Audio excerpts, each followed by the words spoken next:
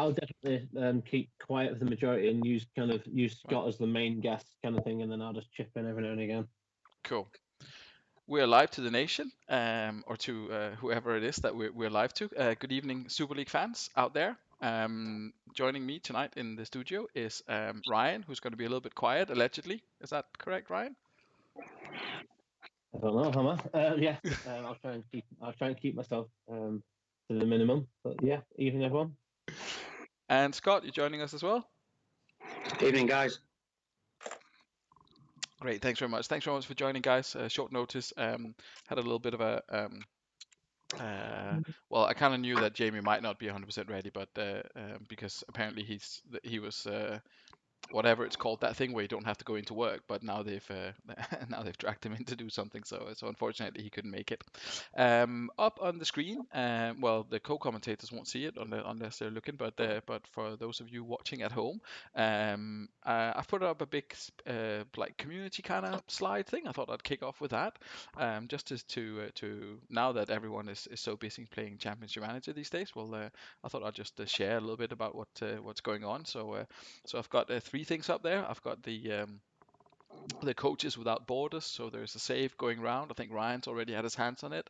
I think it's with Thiago at the moment. We're basically sending a save around the world, hopefully, and get everyone to play a couple of weeks a couple of months on the save. It's not really super competitive. There isn't a real objective to it. It's just to because we can, basically, and we thought it was funny, and it'll look great when we do it on a map, and we can put all the pins in where the save has been. So that's one thing that's going on at the moment. Mr. Edwards, everyone's favorite kit and logo designer, is currently in a competition. I don't know when it finishes, but make sure you follow and retweet his efforts in that. If it's going to be something that people can vote for, then with the CM community behind him, he should have a decent chance at that.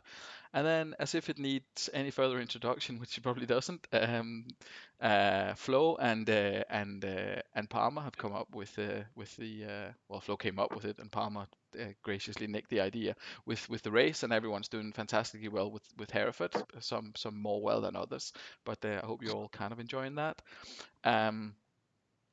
And yeah, Ian says voting starts Thursday, so make sure you follow his account, which I'm sure you already do anyway. And Ian, make sure you retweet it with your BTEC account so everyone sees it as well. And finally, the former chairman and current Dragons assistant manager Russell Boyce is going to play Championship Manager for 24 hours straight, with all the technical challenges and possible alcohol related challenges that entails. It's going to be interesting if nothing else. So yeah, it's for charity, and it's the old chairman, and it's going to be quite good fun, I'm assuming. And he's going to have guests on, etc., etc. So I think it'll be a good laugh anyway. I don't think I could listen to the entire 24 hours. I don't think anyone could, but it'll definitely be worth joining for occasionally, and obviously a very good cause. NHS charities together, I think it's called. So that's up there, and we'll post this obviously on the channel. And that's pretty much it. That's my kind of rambling stuff over. So we can move on to the actual Super League. And the games that we have got tonight.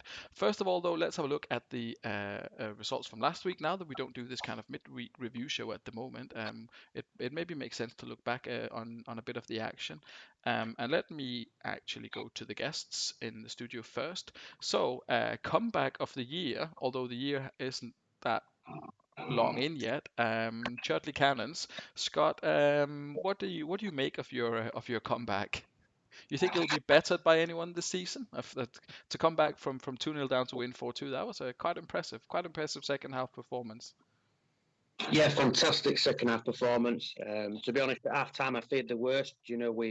We got beat heavily in the first week, 2 goals down going into half time against the Dragons.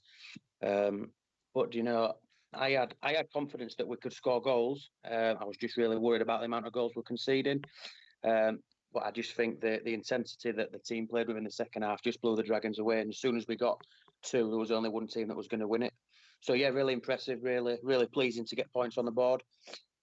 Yeah, and a bunch of nines there for some of your key players. Rossini, obviously one of the top scorers, if not the top scorer in the league last season. I mean, you'll still, considering the limited strengthening that you were able to do, obviously coming into to the club here, you'd be relying on him to kind of replicate some of that form, I guess. Yeah, definitely. I think Rossini was sort of the linchpin for the turnaround in that second half. Not only did he score, he got man of the match. He also picked 2 assists as well. Yeah, he got 2 assists. That's true. He was influential. He's obviously a big game player. Proved it last season by topping the goal scoring charts, and we're hoping that he can return to that goal scoring form this season. Yeah, well, definitely one to watch. I mean, obviously, we're kind of like stating the obvious here by saying that Rossini is one to watch, but definitely one that other managers need to keep an eye on. We saw last season what he's capable of, and if this is what he can do now with 2 assists and a goal in an away game, then get a couple of home games and get him up and running, then that could be interesting for you, definitely. Ryan, what do you make of that 2-2 Hornets situation there? Late Tsigalco penalty. Yeah, a frustrating evening. It started off very promising. You see, 6 minutes in, 2 up. I thought we were going to blow them away, but Eto shot right back, and and they had the injuries. I think it was just frustrating because we seemed to be on top for the entire game without creating a whole bunch, and then I just felt like every time they attacked, they had a good chance of scoring, and it goes down to the goalkeepers again, as I mentioned in my post-match review. It's 4 shots we've had against us on target this season in 2 games, and we conceded 3 goals, which is really worrying. Yeah, it's not 2 weeks not ideal. I think that Eto goal on the 7th minute is the turning point. I think if they don't score straight away after you got 2 up, I think you probably go on and blow them away. Yeah, they probably do. I mean, that will probably be sort of the kind of thing that kind of killed the confidence a little bit. You know, you think you're on to a dead cert here, and that's it. I was just checking out the comments there. It was Palmer who was asking how long Stam is out for, but I don't think he's. I think he's back. 2 weeks with a twisted ankle. Sorry, I thought he was back for some reason. Anyway, 2 weeks with a twisted ankle he's out for, in case anyone was wondering. Just to kind of go on what Scott was saying, then as I said with that Eto goal, it's that one shot on target against me, they concede a goal, and then everyone the confidence does kind of zap out the rest of the team. And all the way through that second half, it never looked like, although we were on top for the majority, it never looked like we were going to score a third. And it was just, can we hang on with only conceding the one? And well, we almost did, but then gave away a silly penalty. Yeah, true. Anyway, we'll see if you can go one better today and get 3 points on the board. We'll catch up with all the action later. Quick look at the Panathinaikos against Hooligans here. Scott, Panathinaikos maybe slight favourites going into this one, but in the end it was Hooligans and that Kennedy chap Bakircioglu, possibly. My Turkish isn't what it used to be. He continues to impress for Hooligans, getting the goals, and say Elias as well. Were you surprised that Panathinaikos couldn't get a result in this one? Yeah, I think Panathinaikos will have been confident coming off a 4-0 game in after the first match, another home game. I just think it all boiled down to tactics. I think the bodies in the middle of the park for Hooligans was just overpowered Parma. They couldn't get their wingers into the game. I know Romadal scored, but I just don't think that they could get the ball out wide and exploit that space. And they were just crowded out, and Hooligans got the job done. Yeah, that's a problem that we sometimes see with these narrow against the wider formation. So, but maybe something that Maka will pick up as he as he progresses through the league and learns how to play against the different types of opposition. Of course, there are certain teams that I mean, Astra seem to have gone back to their normal formation, but there are certain teams that will play in certain ways, and it's perhaps a good idea to kind of keep that in mind when the games come round. So a fairly even game, but Hooligans just shade in this one. Ryan. the beaten finalists from last year, Vallen United, they're off to a fairly decent start. I think we can safely say, making a relatively light work of RC Celtic. I think they had 2 late goals in this one. Yeah, they had 2 late goals, but they were completely in control for the rest of the game. They're They've obviously been going to phenomenal. be there or thereabouts by the looks of it this season.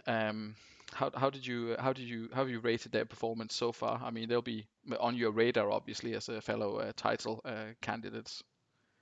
Yeah, the start they've had been phenomenal.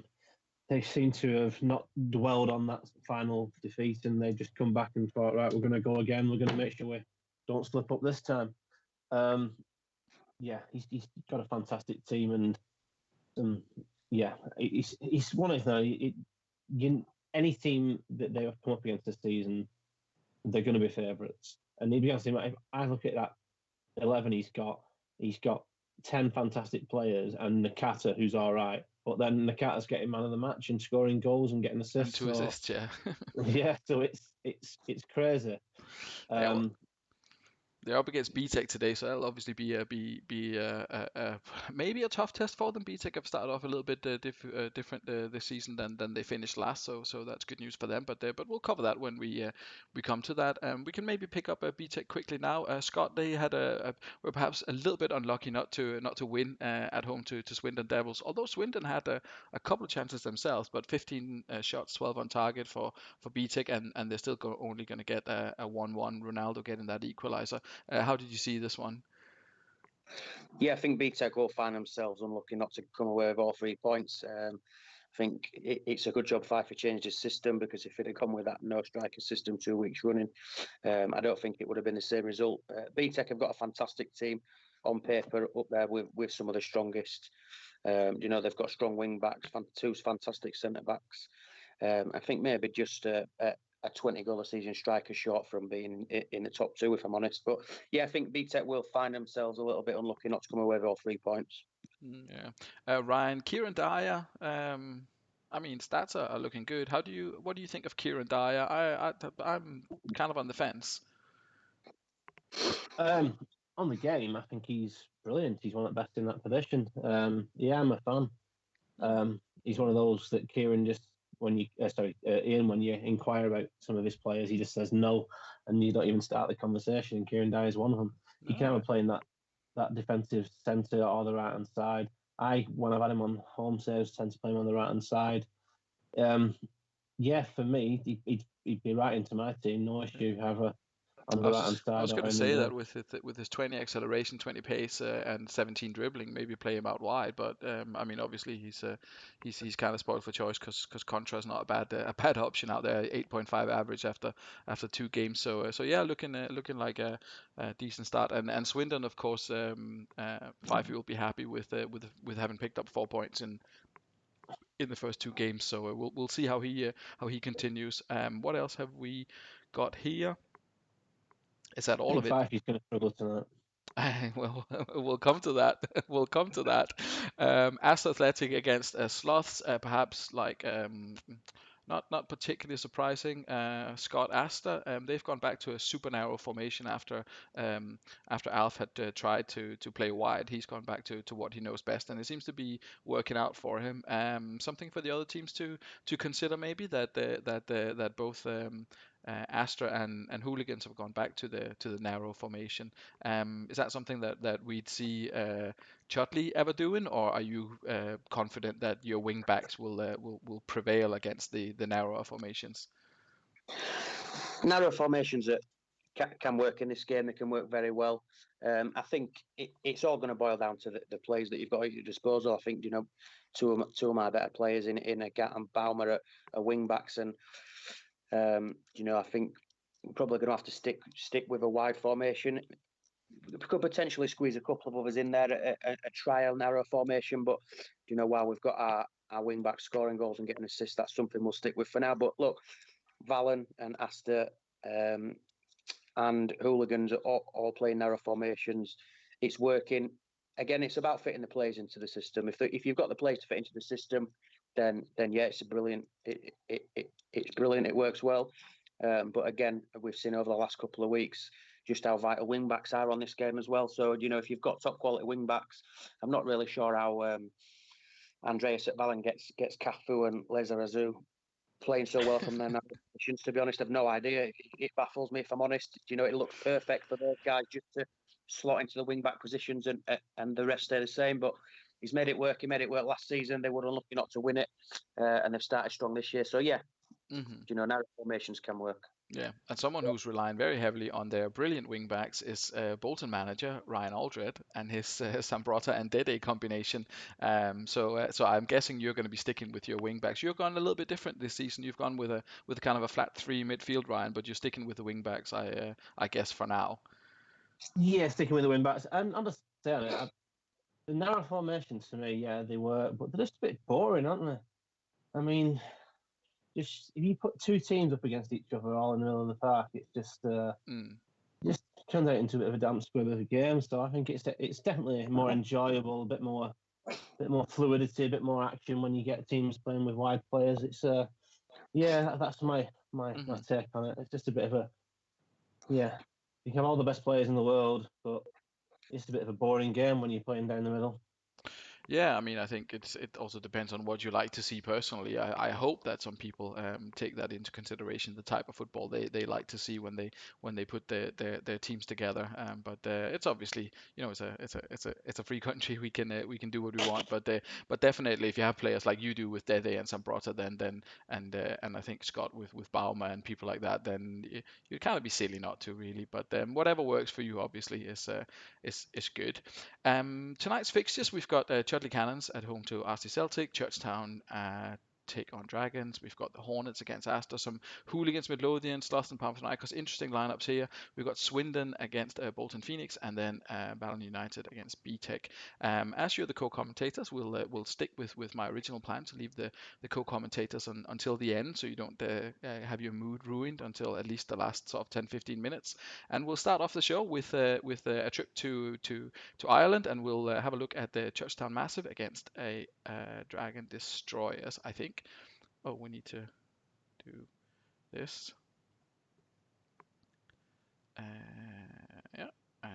Okay, so first up this evening, we have Churchtown at home to Dragons, and Scott, if I can come to you with Churchtown, not a lot changed for Kieran here. He went with I think Yusuf Hersey played instead of Robin last week, and this week he swapped back again to Ian Robin.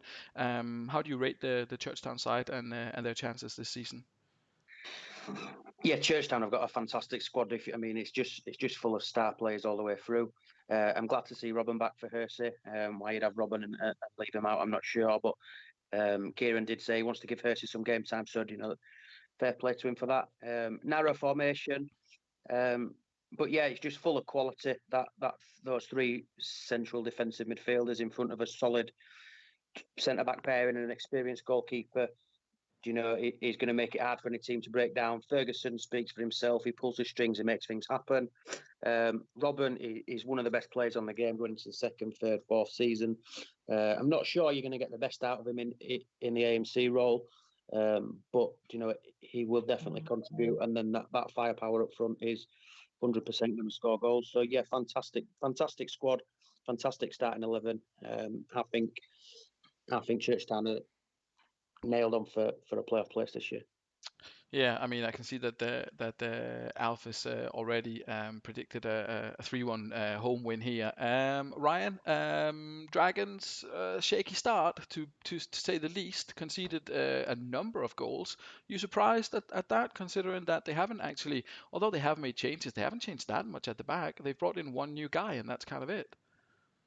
Yeah, I think they've obviously brought. I think the main change in their squad's been the employment of the assistant manager, and he's obviously made them play all-out attacking football. Now, sometimes when you've got the players to back that up, it can work wonders. But when you've not got the players to back that up, and you're relying on Dean Richards at the back, and unknowns really in Song Yong Cook to kind of shore up the defence, then you're going to concede goals. And yeah, it's whether they can keep out a significant number of goals for a full game. I mean, they were sitting pretty at half time last week and then just got absolutely blown away. And the other position, which I think they're really lacking, all three of the goalkeepers, in my opinion, are crap. They have just got no one back there. And I know Brožek is getting there, but he's not fantastic yet going forward. I just think there's too many holes in that squad. They've got a light at the end of the tunnel. They've got some players in there, but they've not got enough to meet the challenge. And I think, if anywhere, they're going to go backwards this season. I'm perhaps surprising to see this Song Young Cook guy. We'll see what he comes up with, but I don't think he's been overly impressive. And they did have Guardiola playing so well for them actually in the second half of last season after NDI went. But we'll see what comes up in the season. Obviously, Brožek is one of the top scorer in the league at the moment. He's got 3 goals in his first 2, so there is he's kind of Robbie Keane. Robbie Keane did that for them last year, so it's not really. So not gaining anything from that perspective really, but we'll see. Your predictions for this one, Scott? Home win, away win, draw for you? Yeah, I think I'm going to go with a comfortable home win. I think the lack of a centre midfielder and the space that Barry Ferguson's going to get to operate in there, I think he's going to boss the game. I think the three strikers that Churchtown have got are going to be far too much for the defensive Dragon. I'm probably going to go Churchtown by 2 or 3. Ryan, any objection to that statement? Not at all, no. I echo that 3-1. Right, okay. 3-1, I think, is the score. That's what Alpha's gone with. Ian Edwards going with a 4-2 win, so a 2-goal margin for Churchtown. Let's kick this one off and see who's proven right or wrong. And that's their whole first home game, so we'll change that and see what happens in this one. If we will see Robin, well, we will see Robin scoring because he just did, just as I was about to say it. We did a few predictions in the group chat. Martin, if you want to know anyone else's predictions, I can probably. Oh gosh, yeah, I saw the chaos that ensued in the technical forum, and there's Larson with his Churchtown second. So the 2-goal margin looks 3-goal margin is it now? So wow, Maldini as well. Yeah. But we had Materazzi scoring a hatful for Asta Athletics, so central defenders can join in the fun. I don't think anyone in the chat predicted anything other than a Churchtown win. And you can see why, really. Yeah, Brožek with the goal. I mean, cementing his position at the top of the top scorers chart. Did anyone have Ryan? Did you say that anyone had Dragons as winners in this one? Not that I can see. Fifey went 3-1. What else did Mac a goal of? Mac went 3-1 as well. Yeah. Scott, you went 3-1. It seems like everyone seemed to go quite happy with 3-1 win. 4-2 Mac went actually. But 3-1 was the main one. Well, it looks on course for that. If nothing happens in the second half, these people will be spot on. Decent performance from the first half from Churchtown. Perhaps a little bit disappointing to concede a goal just before halftime. But Brožek have been doing really well, and Edgar Davids have been busy up the other end of the pitch anyway, getting a couple of assists there. I don't know. Is he? We should check if he's a set piece. That's just Robin. Should check if he's. Oh no, he hadn't. I was wondering if he'd taken over sort of corner kick duties and things like that from. How did Seedorf get 2 assists? He didn't. He assisted this way. Or Davids, sorry. Was it? Why am I talking about Seedorf? Edgar Davids got 2 assists, but he didn't because he didn't assist the first one. He assisted this one, but he didn't assist that one. So okay, anyway, let's not dwell on that too long. Let's have a look at the Dragons' performance.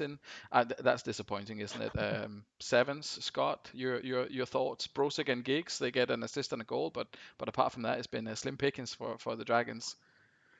Yeah, I just think Churchtown have got far too much from going forward. Robin in that space in behind, and those three strikers have been dominant. Davids has mopped up everything that Dragon have thrown back, barring the goal that they've just nicked back before half time. Yeah, just too much going forward for them. Overpowered, just a bit like the second half last week. As soon as the first goal went in, it just sort of floodgates opened. Brožek's got one back just before half time. It's their only shot. Whether that can give them a little bit of hope going into the second half, I'm not sure. I think Churchtown might want to get another couple.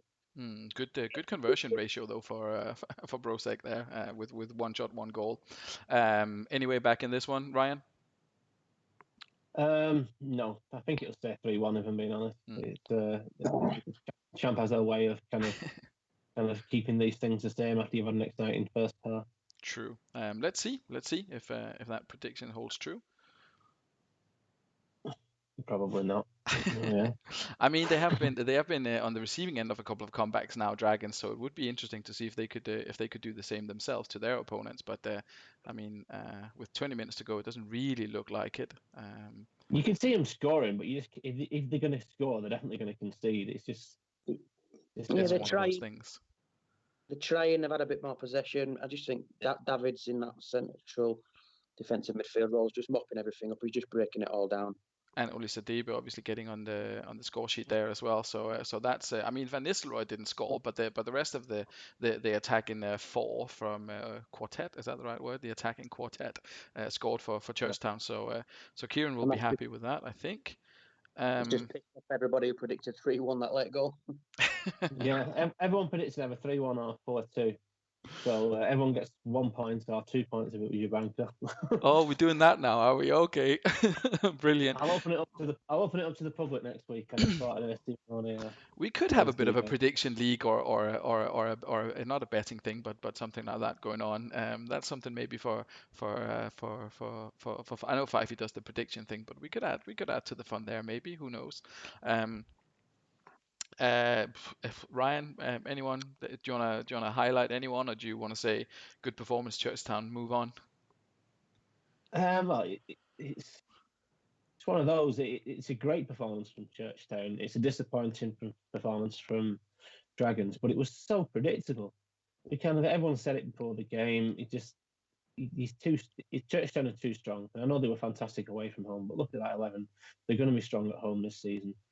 Larson and Elisa Derby are going to get goals, and then throughout the rest of the team, they're just so strong. Plenty of solid I performances. think if anything, he'll be disappointed that Van Nistelrooy didn't get on the score sheet. I know he's keen on getting him in the goal this season, but he'll be happy with the performance. I mean, he won't be too bothered about that. Jamie and I don't know if you want to go to Scott for Dragons. But I don't know. I can split the games between you for the rest of it. I'll go to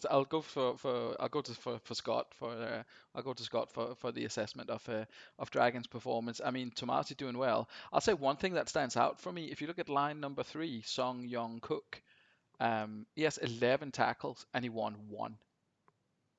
Yeah, I mean, there's just too many players who have not come to the party today. When you're playing a side of Churchtown's quality, you've got to be up for it. You've got to win your tackles. You've got to complete your passes, and you've got to create your chances.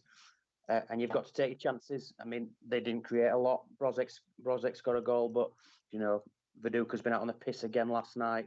Kaladze, who had a good game last week, not been great and has got a 5.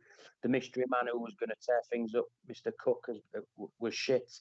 Too many players off it. I think they need to try something different.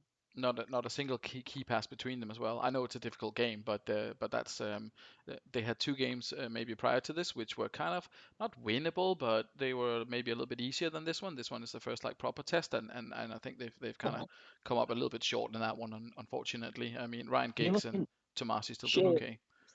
Shearer and Viduka have not had a shot on target between them. You can't. You can't. Viduka didn't have a shot on target for about, I don't know, the first 20 games of last season or something like that. So that's kind of par for the course for him, I guess. But I mean, back to the drawing board for Dragons Destroyers. I think maybe they need to look at some of the squad selections and how that fits in with the tactics as well. But I mean, I'm not in charge of Dragon Destroyers. Someone else is. So they'll have fun with that, I'm sure. And I think we'll leave it at that. Back with the fixtures. Just seeing Boise's there in the comments saying, "Oh no," I think Boise and Jamie, they'll be playing it down. They'll be saying they'll come good, but they're gonna have to come good eventually, because he's saying they're nailed on top 6, Boise, and 3 losses out of 3. It's not the best start, is it?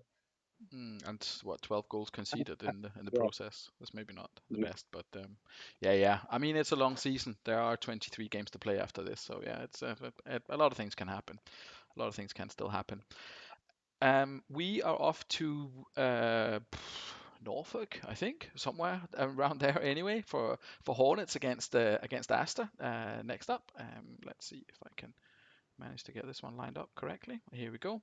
Right, so let's do I'm gonna try and see how I can do this so it matches with the end. I can't work it out in my head. Scott, you're going to do this one, and Ryan, you can do the next one. I can't for the life of me work, but I think it'll work like this, and then Ryan, you'll be on last. I think that'll be fine. We're going to try anyway. Scott, Hornets, they got a good result at Bolton last weekend, and they're at home now against Astor, who are also looking quite strong. So this could be this is probably, fair to say it's quite an even matchup. Yeah, I think the sides are evenly matched. It might come down to formations. Astor probably going to go narrow again. I like the Hornets team. For me, I'd just like to see one change. I'd like to see Batistuta up front with Sizalco and just Eto in the hole on his own and drop David Dunn. But it's a solid lineup. It's a solid formation. This could go either way. And Felipe is a new face brought in for 6 million in the summer transfer window. You familiar with Felipe? Yeah, I've seen him around. I've signed him a couple of times. He's a solid left wing back. He's not going to turn up any trees. He's not sort of the level of Zeriberto or Baumer or anybody like that. But if you get a tune out of him, he's going to be one of those wing backs who can bomb forward, can get assists. So yeah, it'd be interesting to see how he goes. Yeah, interesting. He's getting more caps than Dede. It looks like, is he? We could double check with Dede how many he has, but maybe it's because he was true and stayed in Brazil, and Dede booked off to Germany, didn't he, or wherever it is he is at the start of the game. Looking at Astor, unchanged. Obviously, they did really well. Got a 3-0 victory last week. I don't know, Babel and Biscan at the back. I mean, that's the only thing. I mean, apart from we've spoken a million times about the strikers not being firing on all cylinders. Smith Brugink he's relying on up there now as well. Babel at the back is perhaps a little bit surprising considering he's got Materazzi and a couple of other options. Scott, where do you stand on Marcus Babel? Yeah, I'm not sure why Materazzi's not in there, to be honest. Babel's solid. I don't think there's massive difference between them, but Materazzi's done all right so far. I think he's scored already as well this season, has he not? Yeah, he got a 9 and scored, and then he got dropped. That's a bit harsh. Yeah. So yeah, look, Alf's done a lot of testing. He's familiar with his system. It worked last week. I'd like to see Nicolau have a try up front. I don't know if he's injured. I think Brugink's probably better in behind it, wherever we Costa or Vicente are. But it worked last week. You don't change your winning team if you don't need to. So interesting. Yeah, Ryan, and just to give you a bit of a say on this one as well, your prediction for this one, and then who do you think will be the key player for the team that you go for? I went for a 2-1 to Astor, slightly to edge it. But I was saying the rest of the predictions, it's quite all over the place. A lot of people going for Hornets victories, a couple of draws in there as well. I think, Scott, you went 3-1, didn't you, to the Hornets? Yeah, I just think Sizalco got a goal last week. If you get him ticking, he's going to be up there with the top scorers in the league, and I think he's relying quite heavily on him this year. Yeah.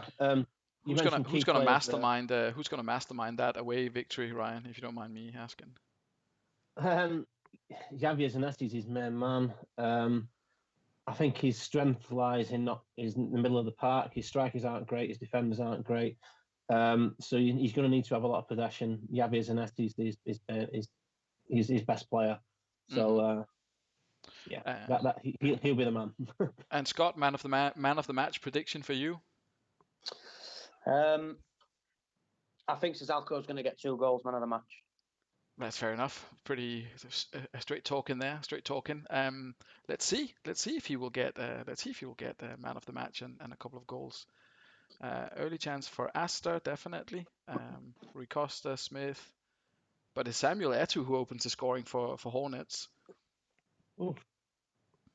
He's on form, Eto'o. Yeah, I had high hopes from him. Oh, and there's Felipe scoring on his debut as well. This is the narrow up against the wide players. If he can get the wide players working, then it's going to cause problems for the Astor defense. Yeah, complete opposite to what happened with Palmer last week, who couldn't get the wide plays in the game. Exactly. Sorry, Chris. Nah, keep reminding him. Keep reminding him. Yeah, so a pretty one. I was gonna say pretty. Is am I? Didn't Is there feel like something it. wrong with my eyesight, or is that not what happened? No, It didn't feel like that at all. No. Didn't feel like that at all. I mean, Didn't feel like that. But look, Alpha's Horn possibly getting champed here. been clinical. They've been clinical. They've taken the chances. There's been some terrible goalkeeping, and that's another goalkeeper who's conceded 2 goals off 2 shots on target. And on the other end, and down the other end, we've got Sebastian Frey doing an exceptional job, getting a Yeah. 9 and keeping Astor out completely with those shots. Let's see, Joey Gudjonsson getting a 9. I think he had a bit of a terrible-ish debut, didn't he? Perhaps. He played well against me last week. I'm not too sure about week 1. Yeah, it was maybe the one before he was a little bit terrible, but he's doing well now, coming in there with a 9 as well. Petrov is the only. I mean, a little bit. Look at the possession.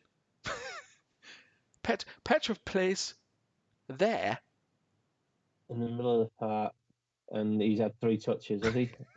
That's incredible. I think they must just be getting it out wide. They're using the wide plays and get the ball wide, get the ball in the box. Just bypassing the Classic central. long ball, isn't it? Yeah. Yeah, Sam I mean, Allardyce is in charge of Hornets. Sebastian Frey's been important, and I think he was fantastic last week as well. I think, if I remember rightly. Yeah, he's definitely onto something there. Hornets, good away result for him last week, and obviously he looks to be onto something here. Zanetti is doing quite well, but he's not really. He's not winning any games. The person who's to blame here is Pleticosa, perhaps. A little bit surprising that Alf went with him, considering that he still got. I mean, Lehmann is arguably keeper of the season last year, coming in that second half of the season after Bartes had to go, and obviously delivering great things. Scott, surprised to see Pleticosa actually getting a game. I mean, Lehmann is obviously sort of he's maybe not the best keeper in the league, but and he did concede 3 in the first, of course, but he had such a good season last year for Asta. Alf will be regretting that decision, maybe. Yeah, I think I would have Lehmann in there. I mean, I've got goalkeeping troubles of my own, so I don't want to go into too much detail on other people's choices. But for me, Lehmann would play. I was going to say you should slack him off. Alf might sell him to you. You never know. But anyway, that kind of this kind of screen changed my halftime talk, because I was going to say, oh, is there going to be any way back into this for Asta? But there could be a way back into it if they continue to play the way they do and convert the chances. Scott, what do you think? Yeah, I think if the first half pans out the way that the second half does, I think they're bound to get a goal. If they get an early goal first 15 minutes, then we could see a comeback. I think if it's still 2-0 after 60, 70 minutes, then Hornets will close it out. It's going to be difficult. Ryan, do you see a 2-2 on the card for Hornets here? They could be on the receiving end of what they did to you last week, or do you think Asta will not have enough, will not be able to break them down? It's just that they have the firepower. I think, I don't think Hornets will score anymore, but whether Asta will get the 2 to get it back to that level, I'm not sure. So I'll stick with a 2-1. That's the question. Well, we'll kick it off and we'll see what happens. I don't know why it does that. We'll kick off and we'll see what happens in the second half if Asta can find a way back in, or if Hoddesdon's are gonna shut up shop. 50-50. I mean, it seems very even at the moment. Could obviously get a red card, could change everything. I'm desperate to get people sent off. We need talking points. There's been and it's another. That's another fullback scoring. There have been so many chances in this game. Them wing backs are just bombing on, creating chances. Asta's strikers again, who seem to be having the opportunities but not scoring. Yeah, I mean, we'll have a look at it after the game, but there's been, I don't know how many shots has been on target. This is the longest second half I've ever watched in Champ, I think. And it looks like, if anything, Hornets might get another. They've been pretty decent. 5 minutes of at a time. I could easily squeeze another one in. No, they didn't. 3-0. So a reverse of last week's result for Asta, winning 3-0 last week and losing 3. I'm always almost frightened to click on this one. Oh, that's 10 shots on target. That's got to be a keeper man of the match. No, it isn't. Sean Davies gets me. Fair enough. 10 shots on target. What a disappointment for Asta Athletic. Scott, the strikers, Smith and Brugend. I know Frey's obviously a good keeper, but there's no way you can be satisfied with that return from your strikers, despite no matter how good their numbers are. No, definitely not. Like I did mention before, I don't think Bruggen's a striker. I think he's better in behind. I think he's better coming through into the space. But yeah, disappointing performance from the goalkeeper. Polar opposite to the other end. It looks to me like the wing backs have just bombed on at will, created chances, caused problems, and won the game. Yeah, and up against the single strike, does he have a single strike for the two fullback? I mean, that's two centre backs. That's always something that you have to consider as well, isn't it? Where when you play against people, whether you have man marking, zonal marking, whatever you do with your two centre backs, if you're only up against one striker. So interesting to see what Alf had thought for that one. If we look at the Hornets side, then the wing backs did their job against the narrow formation. You can see from that all 3 assists have come from the guys who are playing in the CDM positions. They've been just getting the ball, missing out the central midfielder, and Petrov spraying it wide to the wing backs. 9 passes the whole game. Yeah, he did really well defensively. I mean, he did a couple of good tackles, I guess. But you're right. He definitely, it's the defensive midfielders that are spraying out the passes there. And 2 assists for Sean Davies. I mean, he looks decent on paper, but I would say that's a little bit unusual for him. But yeah. Listed his goalkeeper before his. Sorry. Alf transfer listed his goalkeeper before he's even had a shower. Yeah, I mean, he was brought in as a bit of a late replacement due to the you have to have 3 keepers rule that I implemented to avoid having to play like grayed out and all this kind of thing. So yeah, maybe we won't see a lot of Pleticosa again after this performance. Finally, Ryan, just your quick thoughts on the game. Yeah, I think looking at what Alf's been putting in the comments, I think sometimes when you bring a new signing in, there's a kind of a keenness to play them and try and get some justification. Obviously, he's kept Pleticosa in after last week and then again this week. He keeps talking about Johan Vogel in the comments, who he's bought from BTEC, and obviously Vogel's not a bad game, but I mean, you're looking for positives there after a really disappointing performance.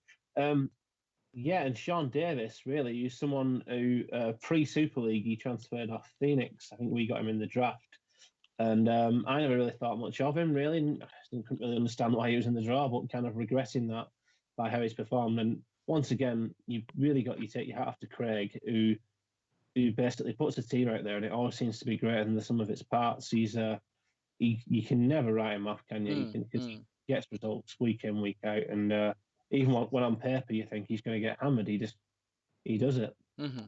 Potentially one of the worst players on the park is Tsigalko, which is a little bit unusual. But if he can get Etos, I mean, he'll take the goals from anywhere. I mean, I know Craig's management style is he's not too fussed about the individuals. He's obviously happy to have them, but he's been quick to sacrifice Batistuta, and yeah, he's just trying to get on with what he's got. So a good result for Hoddesdon Hornets there. Have we literally just done 2 games? No, we've done 3, haven't we? 3 games. Oh God, I thought we'd just done. I'm losing track. We've done church. No, we have only done 2 games, haven't we? We'll hurry up. Come on. And it's 45 minutes. We're 2 games in. Right. A lot of that was pre the first kickoff. We've only had. Oh God! Right. We had a lot of chat beforehand. Right. Okay. Onwards and upwards. Ryan, you're up next, but don't talk through the whole thing. Let's see. We've got Hooligans against Midlothian. Definitely looking forward to this one. I know Flo's looking forward to this one. I know there's a bunch of people that are interested to see what Midlothian are going to come up with after the accusations of killing the game and playing too defensively in the first 2 home games against very, very strong opposition. Let's have a look at this one in action. Hooligans are unchanged from last week from their 2-1 win at home. Let's have a look at their starting lineup. Ryan, your thoughts on Hooligans? Kennedy keeps getting games because he just keeps scoring goals. Yeah, you wouldn't change your winning team. He seems to have got Kennedy, who kind of is probably the how can I say this? He's the kind of, I think someone mentioned a couple of weeks ago how Dennis Romerdal was the Make-A-Wish guy playing for Panathinaikos. So Kennedy's definitely the Make-A-Wish guy playing for Hulls, but he keeps playing, he keeps getting man of the match performances, whether that's towards the end of last season or how he started off this season. He really has been on the pitch the best player. Mm-hmm. It's like some sort of fairy tale movie. You got a team full of South American superstars, and then a young Swedish kid who's just gone over and taken it by storm. Yeah, it's like reverse. It's like reverse, isn't it? Instead of bringing like a Brazilian wonder kid to Europe, you're sending a sort of half Swedish, half Turkish guy to to Brazil, and he's delivering the results.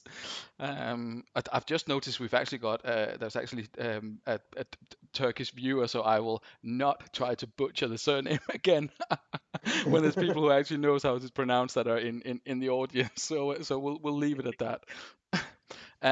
Let's have a look at Midlothian. Ryan, completely different from them this time. Yeah, he seems to try to match up with Who's gone narrow. He's gone back to back after he dropped in last week. He's got that fantastic strike force. He's very confident in his team. I chatted to him in the week, and he can't believe how everyone's writing him off already. He's had 2 tough games to start. And Ian's really, I'd say, probably a little bit pissed off at how everyone's writing off. He thinks he's going to win tonight. He's probably the only person who thinks he's going to win tonight, because after Hulls' performance last week. So, yeah, what do I expect? I think he's got a strong 8 players. I think his formation of matching up against Hulls might be a little bit foolish when you think Hulls have got a fantastic defense and Ronaldinho and Aymar, and they've got the inform Bakiroglu. So yeah, it's going to be an exciting game. I think Hulls are going to edge it in my book.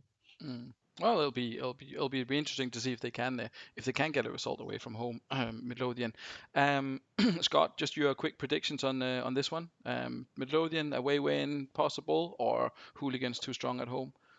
No, I think Ian's tried to go like for like and match up with the Hooligans, so I think it's going to come down to the players. I think Hulls have got a stronger side. I think they've got a lot of attacking flair going forward. They're going to create a lot of chances. Kennedy to score again. Mm-hmm. Result for you, Ryan? I think Hulls will take it. I think we might see a little bit of Ronaldinho tonight. We might see some Aymar, but I think Hulls definitely 2-1, maybe 3-1. Mm-hmm. Okay, well, let's see what happens.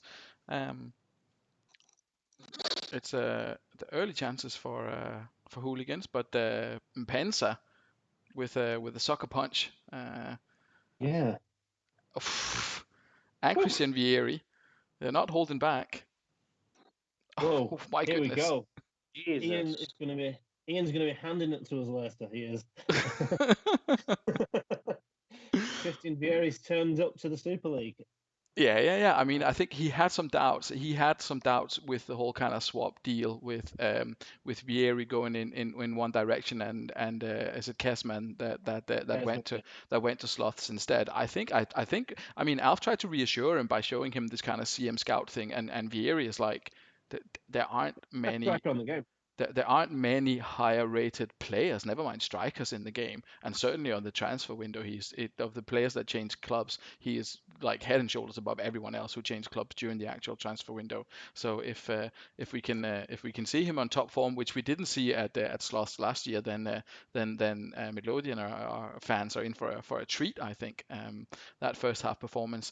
Scott, so let's go back to the pre-match predictions. How do you think? How do you think that's worked out compared to what Midlothian have done? It doesn't look as if they've kind of played their way through, really. It's just been Gattuso running things in midfield, and then the 2 strikers just being very, very strong. Yeah, look, credit to Ian. He's changed the formation. He was far too defensive in his first 2 home games. He's tried to sort of match up. He's got some more players in support of those strikers. You get players in and around them strikers and create chances. They're going to be clinical. They've had 4 shots between them and scored 3 goals. So credit to him for changing things, and they've blown him away. And if you look, it's again, I mean, there's something not right with the keepers in the Super League this season, I think, because I mean, Tell me about it. did they change? Crazy. I think they changed the keeper. Kiotis had a howler in the first one. He got a 3. Then they changed him. Klose came in, got an 8 last weekend, and he's looking at a 4 now. That's Worrying. that's a little bit worrying. Again, it's another half though. We've 45 minutes and there's been 3 shots on target. All have resulted in goals. At least you're not. At least you're not at the receiving end of it. I know, yeah, it makes a change. But yeah, Ian's going to be over the moon with that first half.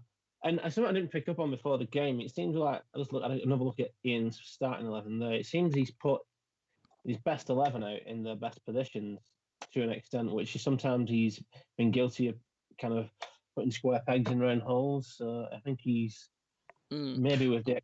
I mean, I had Van der Vaart in there for back, and I'm not too sure about this Doulage guy, but apart from that, that looks like his strongest 11, all in the in what I would say the preferred position. Yeah. Gattuso at DM, Alex and Gerrard in centre midfield. It looks good to me, and yeah, I'll hold my hands up and admit I'm wrong. And Gattuso seems to be a stormer.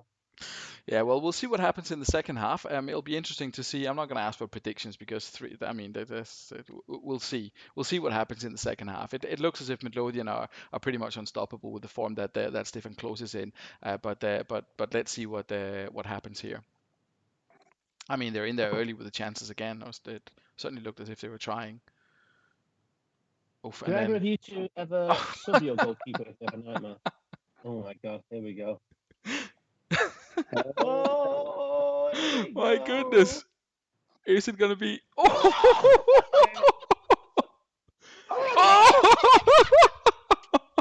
Incredible!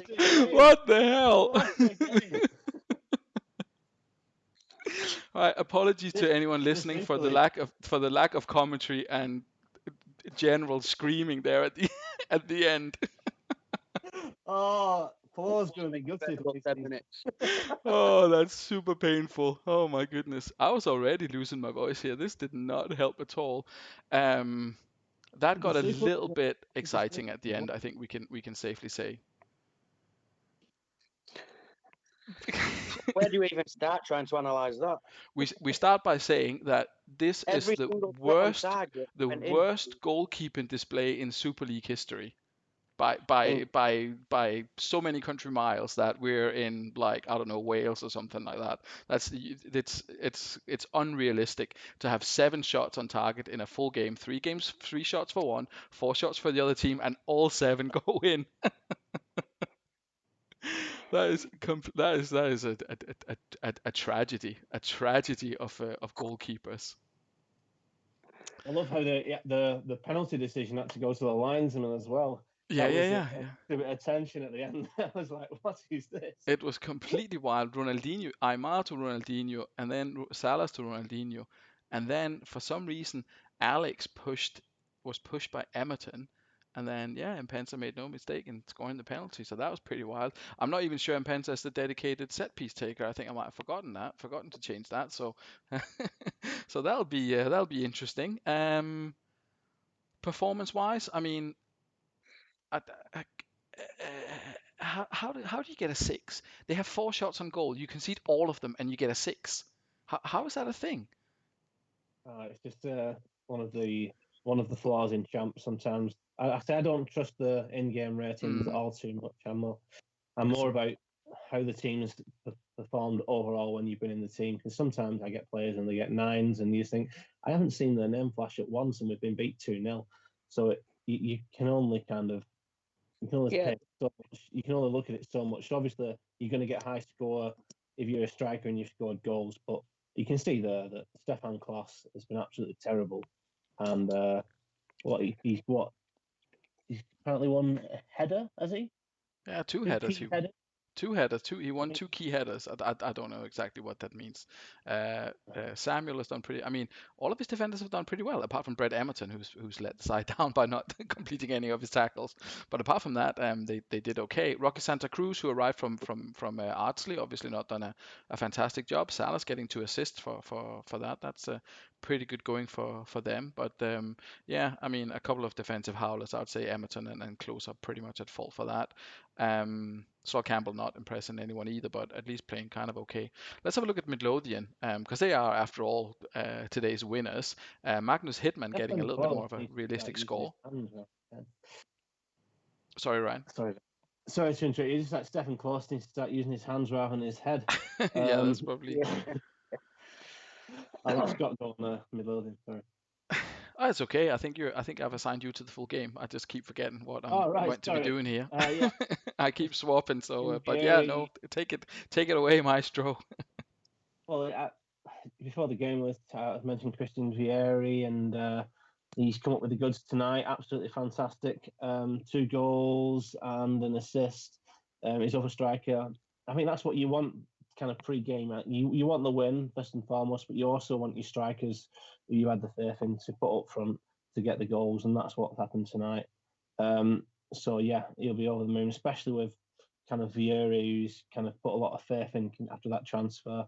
Obviously, he's going to be frustrated with the goalkeeping performance, and he'll have had a heart attack in the second half. But I was going to say, what a way to win, though. I mean, there's no sweeter victory, is there, than the last minute? I was going to say my laptop would have been in 1,000 pieces, and I would never have known that I'd actually won after that third goal had gone in. That lid would have been closed with some force.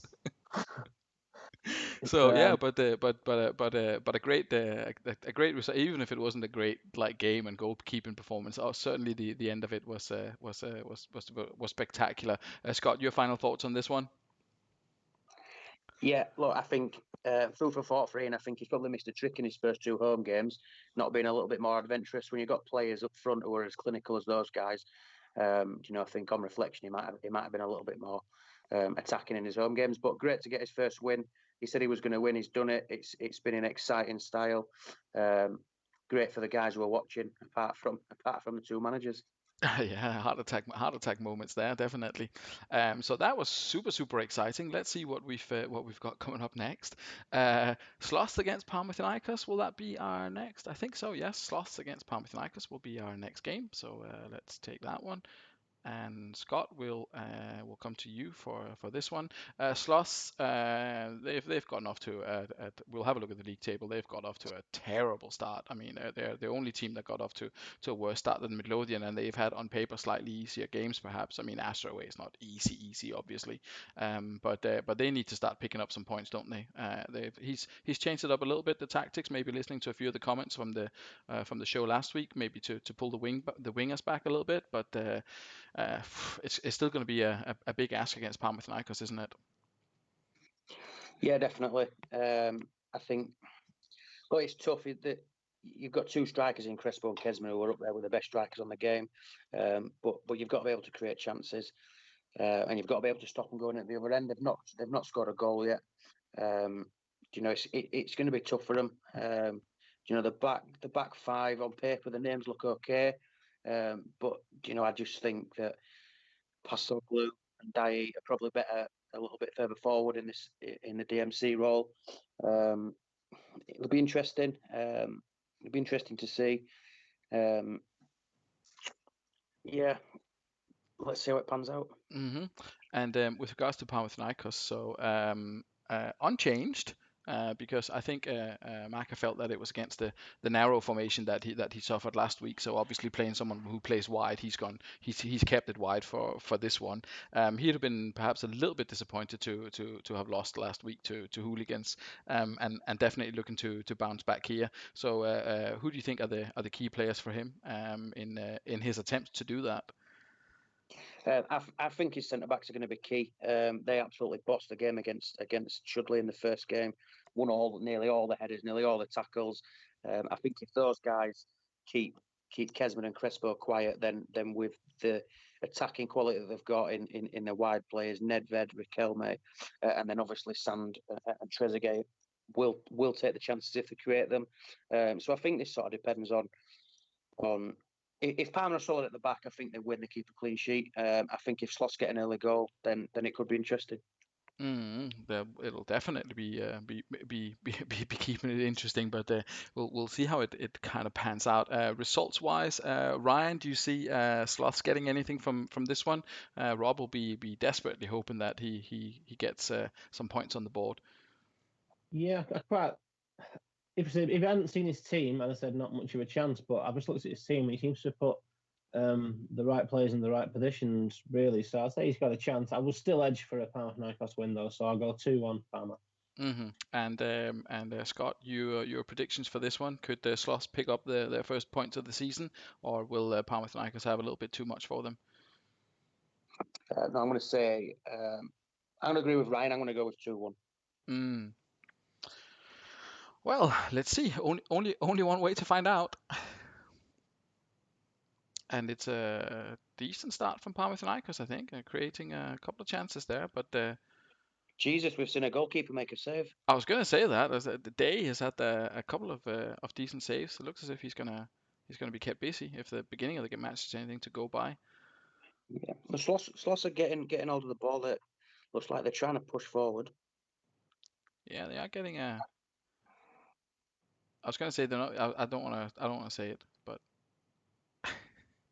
I was going to say they're not. At least they're not behind. Now I can say it. At least they haven't conceded in the first half.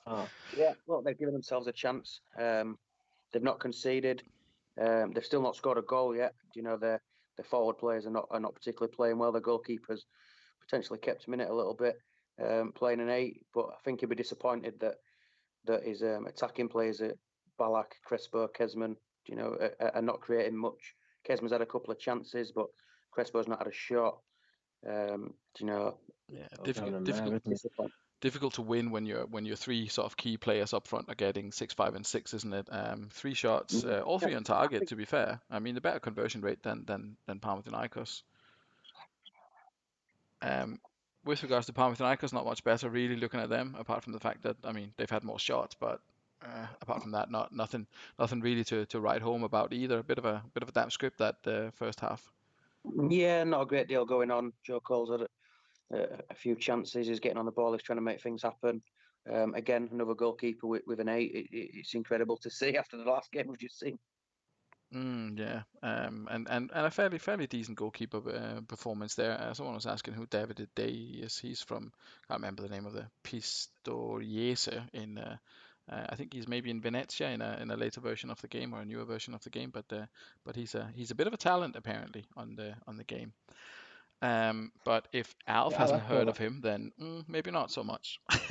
Well, I'll echo Alf though. I'll be honest with you. I think I asked a few. Maybe it's when I was on comms last season. He's someone I've never actually bought on the game. I've never seen come to any kind of big clubs. So it was a bit of a who's this guy when I saw him in the Super League. But yeah, he's having a good game this week. Was he his main keeper last season, or did he stick with?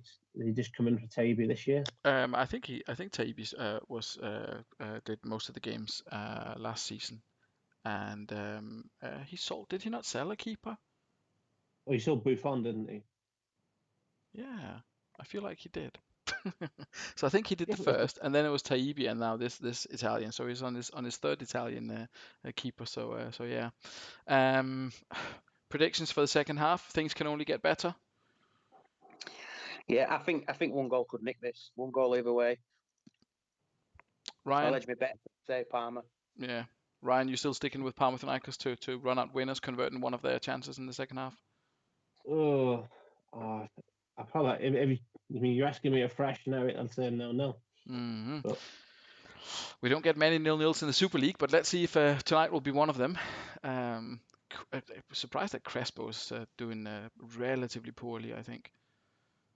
But there he is, getting a 5 in the first half, and he wasn't that impressive in the first season either. 20 minutes to go, still nothing. No, there's not a lot going on at all. Yeah. Can somebody come up with a bit of magic? Cannavaro can come up with a bit of magic for Panathinaikos. I said it'd be crucial, but I didn't think it'd be at that end. No, you don't expect him to come up as one of the goal scorers. He's And missing Henri, isn't he? So I think the fact that his strikers have let him down, Mac will be disappointed. But yeah, he Cannavaro's let him off the hook there. So yeah, I think the kind of the reaction will be relief rather than elation. yeah, Scott, they definitely created a bunch of chances, but conversion of chances perhaps a little bit. Sand and Trezeguet didn't have the best day in the office, so it was up to Captain Cannavaro to step up. Nick Butt getting man of the match. I mean, apart from the lack of converted chances, this is good performance, creating a lot of chances, and a clean sheet away from home. It's got to be okay for Maka and Panathinaikos, isn't it? Yeah, Parma weren't in any. I don't think at any point were in any danger of losing that game. It was just whether they could get one at the other end. It looked like the captain's taken it upon his own shoulders to say, you know what, I'm going to go and win is this. Be really frustrating for Sloths. Can't create chances for them strikers that they've got. Still not scored a goal. And and if we look at the Sloths performance, NDI, who they brought in from Dragons, obviously, who Dragons are maybe sorely needing now, did a really solid job, and kind of so did the keeper. The rest of them, yeah, I think Undai's played a 9 purely because how busy he was in the second half. He's had to be busy. He's done a good job. The keeper's done all right as well. But we've got the midfield players with Salakovic, one of his creators, if you like, with just short of just above 50% pass completion. They're just not getting the ball into the forwards. Crespo's not had a shot all game. it's kind of crazy that they have so many. They're on the ball so much. Crespo and Kesman had 49 and 41 passes. It's quite a lot of touches for strikers, especially considering the rest of his team, and still they aren't getting any shots off. That's yeah, completed more passes and not had a shot. Yeah, it's not ideal. Quick look at the match stats for this one as well. Yeah, I mean, look, kind of a lowish pass completion rate, 64%, I would say. But as you touched upon already, 50% completed passes from one of their creative players is not great. Yeah, not a lot of free kicks just lost. So there must be a Panathinaikos going in hard, or their Sloths are going down easy. I'm just trying to find some positives there. I don't know. Yeah, I mean, I'm not sure what it was, but it was definitely a relatively easy 3 points, as you mentioned there, Scott. It never really looked like Sloss were gonna score in this one. So unfortunate for them, and maybe another day at the drawing board to see if there are some tweaks that can be made to that formation to get those passes into to the right areas, to the right people. It seems as if the right people are getting the ball, but they're not really in the right position when they receive it. Then that's kind of what results in not getting any chances. Panathinaikos creating plenty away from home and keeping a clean sheet. That's got to be okay for Maka, and that's him obviously on 6 points now, I think. So yeah, kind of a decentish start for Panathinaikos, but definitely would have been expected to be on a similar points total, but perhaps maybe a little bit surprising that he got the points here rather than at home against Hooligans. Let's see what we've got coming up next. Next we have, we don't have that one because that's one of yours. So we'll go Vallen United against BTEC. The much anticipated match here between Vallen United, who's gotten off to a very good start to the season, and BTEC, who have as well. I mean, they were perhaps a little bit unlucky not to beat Swindon last week. Ryan, so you're on duty for this one again. Okay. For a Vallen United chat, we've kind of already spoken about Vallen United to great extent already. He is, I don't know if he's resting or if he's trying new things or whatever. Sorin, we saw him swapping him for Lizarazu frequently last season, but Luis Saha in for Saviola.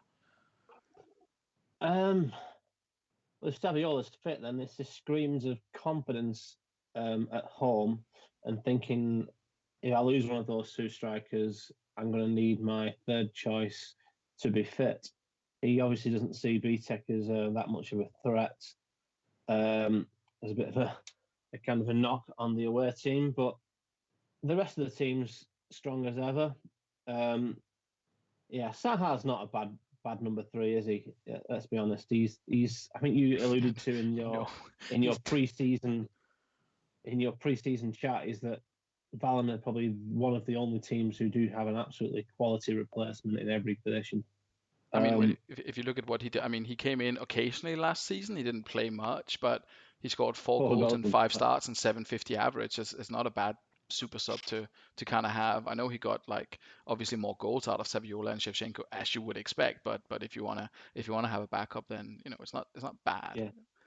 So I'd have a wild guess that Andreas is thinking is, yes, what I'm just I want to keep this guy happy. That I've got to throw him in every now and again.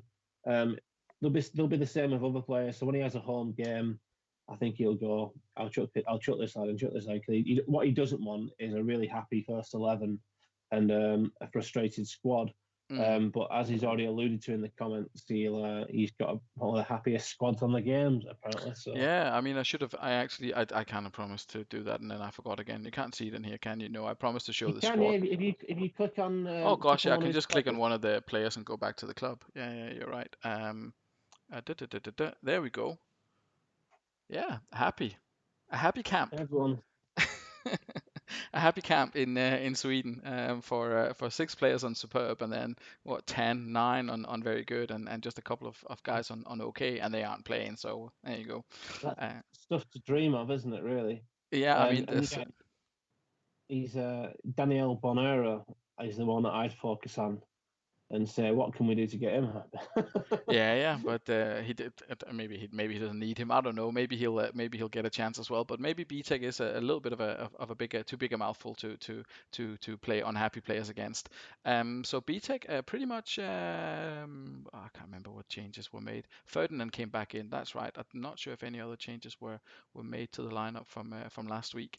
A changed BTEC side compared to last season in terms of performance and perhaps to some extent confidence. I mean, I know Ian doesn't come across as the most confident at times, but should he have some confidence? I mean, I'm not talking about this game in particular, but has he strengthened in the right areas to take BTEC on from where they were last season? I guess that's going to be a question that I would be interesting to know, and for most of the managers, not tonight, but in general. Are you going to improve on your position last season? And BTEC maybe are one of those teams that look likely to do that. Would you agree? 100% agree. Yeah, he's. I kind of said a couple of times now that he did the best business over the summer, and he's done the best in the previous window as well. He's the one manager who had a good team to start, and he's improved on it. What I will say is that although he's 4 points from 6 out of the first 2 games, I don't think he's been fantastic. He's had 2 home games, and I think he scraped the first win. We're disappointed only to get a point at home to Fife. So yeah, having those players on the pitch, and absolutely fantastic players. You look at Buffon, Ferdinand, Nesta, Emerson, Dyer. They're the kind of players which a lot of teams dream of having. Yeah, he hasn't really put together that absolute world-class performance. And if you're going to go away to Vallen and get anything, you need to put that performance together. I think their only weakness, I'd say, when you look at the players, is the strikers. I think, and we're talking about Pizarro, who was one of the top strikers in season 4 of the old Super League, and Palermo, who's world-class international. So, but are they at the same level as Shevchenko, Saviola, or Shevchenko, Saha? Even Clive at Ronaldo at Swindon, kind of thing. He's got that defence and midfield sorted, but he's kind of run out of money and other players to swap, hasn't he, Ian? So he's gonna have to rely on those two to get somewhere. I don't know if he's run out of money, but he certainly spent a fair whack on new faces. So it'll be interesting. Prediction wise, let's just get a quick word from you on the prediction, or maybe not. Maybe not. In the technical area chat, it was almost unanimously Vallen, apart from Scott, who went for a 2-2 draw, and Ian himself. All right, it's okay. All right. And Ian, he went for a 1-0 B-set win. Apart from that, everyone went for a kind of 2-1, 3-1 home victory. So, but not a blow away kind of thing, not a 4-0, not a 3-0. It seems everyone thought it was going to be a tight game, but going away to Vallen, I think, is always tough. So a little bit tricky. Well, you were quite good at getting there and not conceding, weren't you? So well, we'll never know. Was it not away that you did quite well against Vallen in general? In Like winning the final, for example. Yeah. So it can be done. It can be done, but BTEC only turns up for the big games. That's the issue. Yeah. So Scott, quickly from you, BTEC, can they get something here? Did you reckon? Yeah, definitely. Really interesting matchup again with a wide formation going against a narrow formation. We've seen over the last couple of weeks. It can swing either way. Mm-hmm. I just think the quality that's on show here is going to be tight. I think both teams will score. I'm going to say 2-2. Mm-hmm. So let's kick this one off and see which predictions come true. So, it's a powerful start from BTEC, definitely.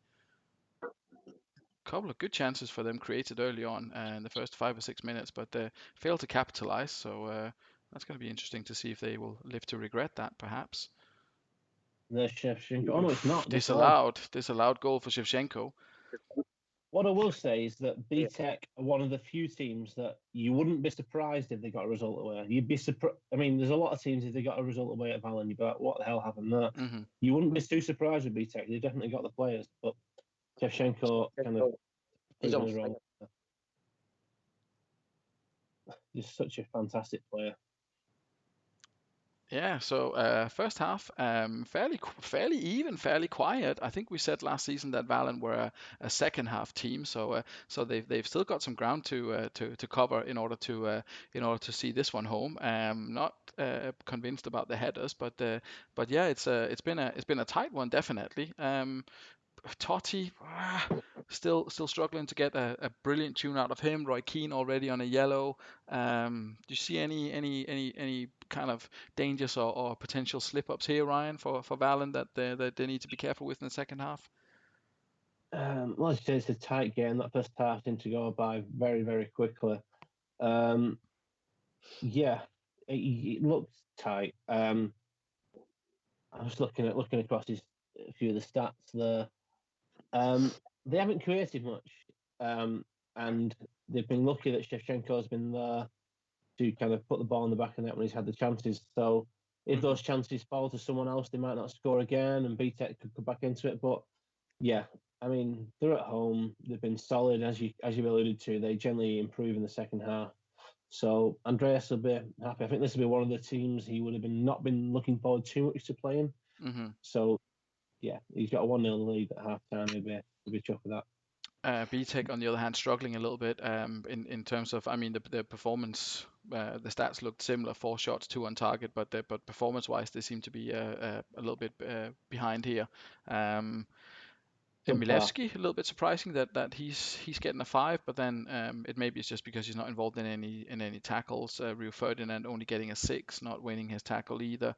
It's a bit of a non-event the first half, really, if you look at how few touches there's been and few key passes. I mean, 3 for either side. Emerson doing okay, but then failing in other areas for BTEC. Completely agree. You're right. It has been a non-event. It's been the kind of first half just kind of passed us by, and Vallen slightly got the edge of it, mainly by having a striker who can put the ball in the back of the net. It remains to be seen whether Claudio Pizarro and Martin Palermo will do that enough for BTEC to challenge this season. Mm-hmm. True. Scott, quickly from your side, do you see is there a goal in that BTEC side in the second half based on what you've seen in the first half? It's tight.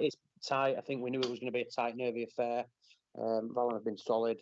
I think Vallen will stay. I don't think Vallen will concede. I think 2-0. Shevchenko to score again. He does look like he's going to put the ball in the net.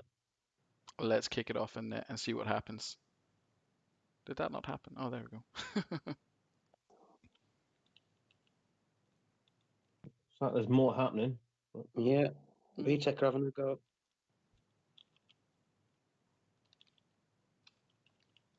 Yeah, I don't know. A lot of blue though. Yeah. Totti there. Oh, spectacular drive from one of the BTEC players, and there's Pizarro. Oh yeah. Oh, can they? There's a lot of pressure from Vallen here. It's a lot of pressure, isn't there? But then they're up the other end. There's things happening as well. So Rin had a goal. Toldo was cleared off the line. I think there was a cleared off the line right at the right at the end. I Right got a at the slight end there. delay then when that shot went in. That I thought it kind of flashed in two different colours, and I thought, what's going on here? But it was a defender touching it, not rather than the goal. So yeah, Yeah. we were all wrong. So Yeah, but yeah. I mean, in the end, it was a very very tight game. With obviously 1-1 being the final result. Let's see the stats here. Vallen kind of dominated, but failed to capitalize. Buffon perhaps, yeah, Buffon with a solid 9 there for BTEC. And Shevchenko obviously didn't add to his tally in the second half. Fiore, Nakata, Totti neutralized by the BTEC midfielder. That surprised you, Ryan? I mean, you can understand one of them, No, but all three being kind of without having anything to say in the game is a little bit surprising, I guess. if you just look at that BTEC midfield and you look player for player, they're fantastic. So it isn't surprising. I mean, when you put great players against great players, sometimes they cancel each other out. It looks like that's what's happened today. Yeah, I think it's the only department when she looked at both teams and you thought that Vallen definitely edged it is the striker. The strikers, sorry, and I still think that's the case, but yeah, whether one striker scored one goal or the other striker on the other team scored another goal, it's been a tight game and the spoils have been shared. Mm-hmm. Yeah, it is surprising that players like that have kind of earned. I know Andreas was alluding to Nakata's first half, but doesn't seem to have improved on that in the second. He's been one of his lowest scoring players there. Yeah. And BTEC, if we're looking at them, so they definitely got some luck with down the right hand side. Contra and Kieran Dyer seems to have been playing quite well. Perhaps kept in it a little bit by Buffon, but I suppose that's why he bought him, so that he could keep him in the games where he needs to be kept in. Would that be a fair assessment? You're not going to get anything away from home at Vallen unless you keep it as a good game. I missed the match stats, so I'm not too sure how many Buffon had to say. Right, so yes, so he said 5 out of 6 on target. Mm-hmm. So it's a solid game.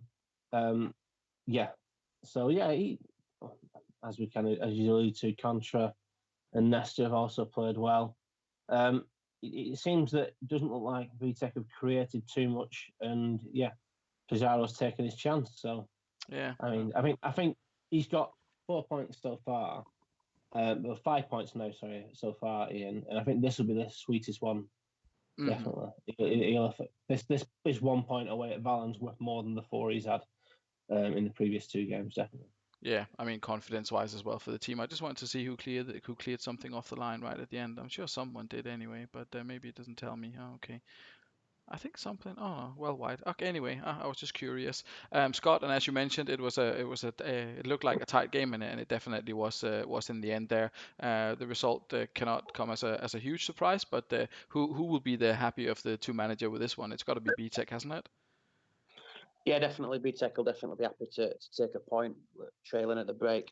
I mean, I know sort of Ryan saying that BTEC didn't create too much, but if you look at Vallen's defensive players, every single one of the defenders, defensive centre midfielders, have played an 8 or a 9. So, it's credit to that defensive work that stopped BTEC creating even more chances. I think Ian will be happy that he's got his point. It's a really good point. And like we said, 2 very good teams on paper, 2 different systems, tight game, fair result. Fair enough. And I think that means that we've got you're a top, so we're gonna go first to you, Scott. Let's see if I can get it to do what I want it to do. Chudley Cannons, there we go. Does that work? Yes, it does. So Chudley Cannons at home to Arsenal Celtic. So this is now you're on the spot now, Scott. I'll let you talk us through your starting 11. Not many changes from last week, but there is 1 or 2. Just one change. Harasimovic comes in up front. He gets his opportunity in place of Amoroso.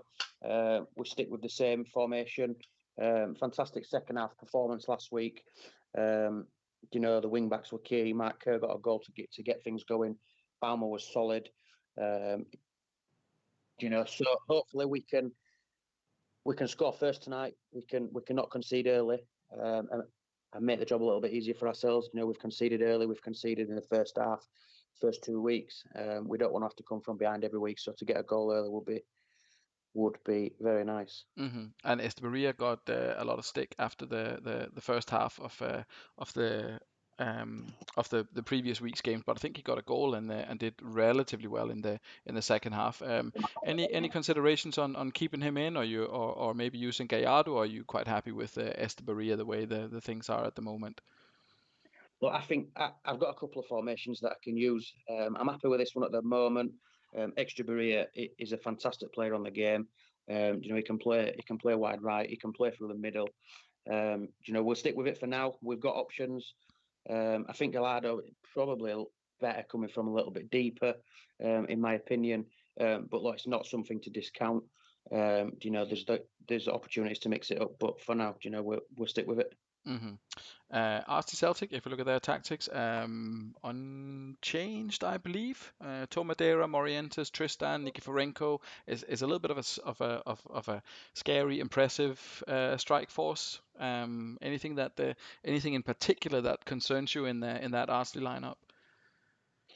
Yeah, look, there's some fantastic players in there. Nikiforenko is fantastic on the game. The three strikers that all can score goals on the day. His wing backs, his central defensive midfielders are solid. Vieira is probably the best player on the game, in my opinion. We'll just hope we can exploit the space in the middle of the field. That's why we've kept Liverani pushed a little bit further forward, anticipating that they won't play with any centre midfielders. We've got Kerr and Liverani in there. Hopefully they can get in there, exploit the space and create chances. But I think there'll be goals. Expect goals. Both teams have conceded lots. Both teams will attack and create chances. Like I said, let's hope we can score first and we don't have to come from behind. Yeah, that's true. And Ryan, maybe if I can ask you quickly, Vallen seemed to exploit the fact that Ardsley didn't have any central midfielders in that 4-0 victory last week. Do you see something similar happening tonight, or is it going to be? No disrespect to Chudley, but Vallen and Chudley are two different opponents, aren't they? So how do you see the midfield battle or lack of? Will it be important, or is it going to be kind of bypassed? Yeah, it will be important. Yeah. I think Scott will take too much offence from saying that Vallen and Chudley are two different beasts. So how much effect? I don't think this is going to be a 4-0 by any stretch of the imagination.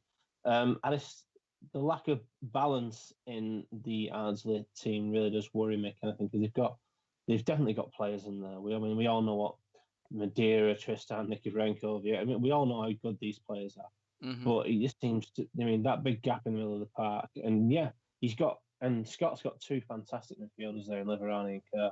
So, there's not too many better who can play in that position. So, I think I fancied Ardsley maybe pre-seeing the lineups, but I'd probably change my guess there now. Looking at those lineups, I think Scott might just edge this. I'd probably go for a 1 or 2-0. The three strikers away from home. You've got to have the team to back it up. And Kieran might have that at Churchtown, but I just don't think that Ardsley have got that. And the results last season kind of proved that. And it just seems a bit madness when you're kind of trying to change. You've just been beat 4-0 away from home, and then you're going to go and put 3 up front. You beat 4-0 at home, I think, last week. Yeah. And now you're going to go away from home and put 3 up front. It just seems stupid to me, but. We'll see. We'll see what the logic will be. But so Chudley, home win for both of you. I think prediction wise, I'm going to say nothing. I will kick the game off and we'll see who comes away with the 3 points.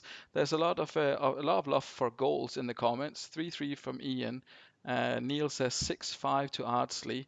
5 he predicts this is going to be the highest scoring game in Super League history.